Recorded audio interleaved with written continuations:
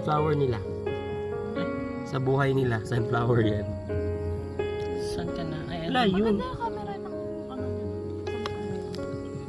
Tagal na yan. Binigay ko yan sa auntie ko. Ayaw mo. Ay, oo. Oh.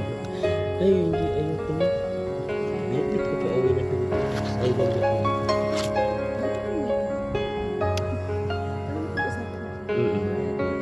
umuwi na yan siya sa bahay namin. Pero hindi ako sa mama. Doon ako sa akin. Hindi sa Yung mama. mama nila. Hindi. Yung doon ako lumaki. Hindi naman, hindi ka naman. Lumaki. Yung Ay, siya pala yung may anak. Ah, siya pala. Nakita mo pa ulit. Parang distant kayo. Kuhanin mo na siya.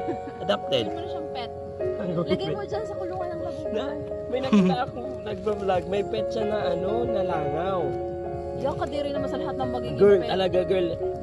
Parang may call sign sila. Tapos bigla yung gano'n yung langaw sa kamay niya. Tapos one time nagpunta sila ng Japan.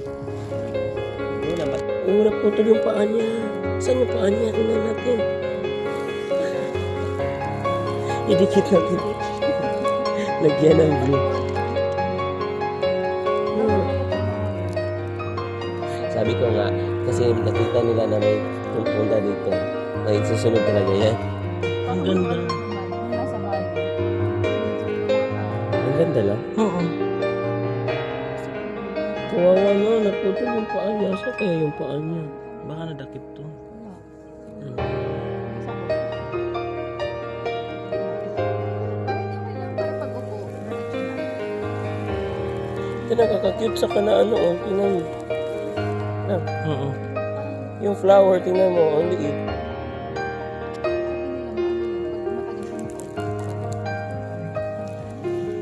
Emerald. Si Justin, mahilig dyan. Sinasabihan ko yan palagi siya, huwag kang magtagal mag-jeb. Yes, tatambay sa phone. Aabot ng 20 minutos. Pag may phone daw. Kaya nga, Namumula na yung ganito ko, sabi ko, shit nila. Ako din.